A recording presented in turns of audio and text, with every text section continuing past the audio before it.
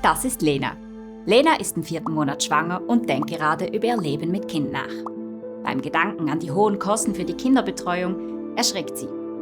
Sie fragt sich, arbeite ich mit Kind nur noch, um die Krippe zu bezahlen? Soll ich da nicht besser einfach weniger arbeiten? Ein verbreitetes Dilemma. Aber ist es wirklich so einfach? Nein, denn wenn Lena weniger arbeitet, hat das auch seinen Preis. Und zwar einen ziemlich hohen. Wir sind Advance, der führende Wirtschaftsverband für Gleichstellung in der Schweiz. In diesem Video erklären wir dir, was genau die Kosten der Teilzeitarbeit sind und wie hoch sie im Vergleich zu den Kosten der Kinderbetreuung sind.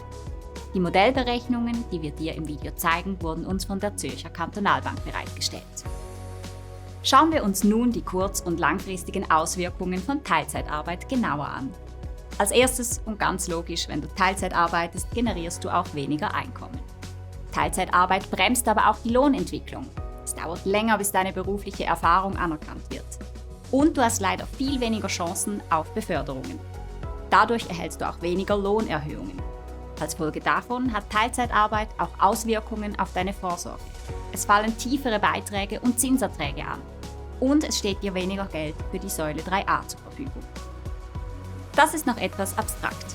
Gehen wir doch zurück zu Lena. Lena ist 29-jährig und seit kurzem verheiratet. Sie verdient pro Jahr 70.000 Franken und arbeitet 100%. Wie wir wissen, erwartet Lena bald ihr erstes Kind. Und sie wünscht sich in 3 Jahren ein zweites. Was nun, wenn Lena nach dem Mutterschaftsurlaub Teilzeit arbeitet? Sie überlegt sich folgende Pensen.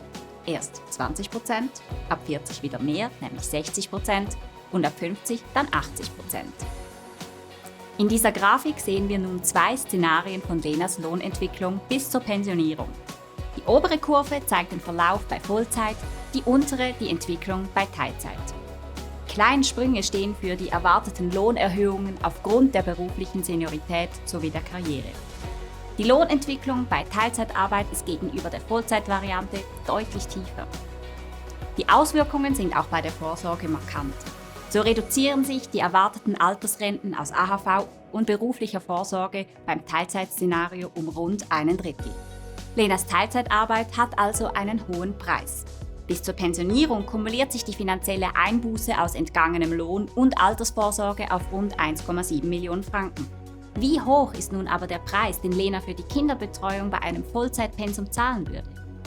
Gemäß Modellrechnung belaufen sich die Kosten für beide Kinder und bis zum 16. Altersjahr auf gut 1,5 Million Franken. Und somit haben wir Lenas Eingangsfrage beantwortet. Die finanzielle Einbuße der Teilzeitarbeit ist langfristig deutlich höher als die Kosten der Kinderbetreuung bei Vollzeitarbeit. Der Unterschied macht ganze 1,2 Millionen Franken aus. Aus finanzieller Sicht lohnt es sich also, in die familienergänzende Kinderbetreuung zu investieren.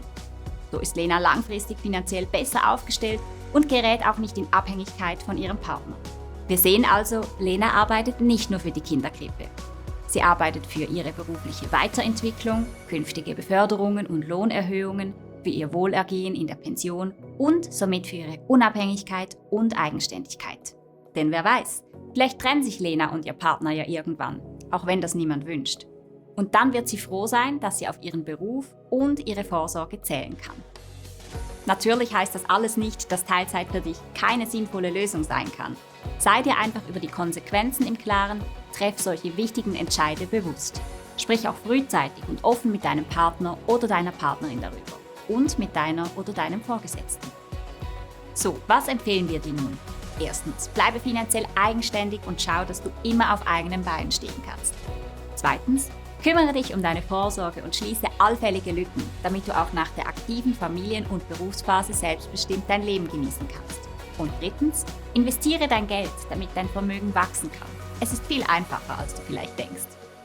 Mütter arbeiten für ihre Zukunft, nicht für die Krippe. Mach noch heute den ersten Schritt.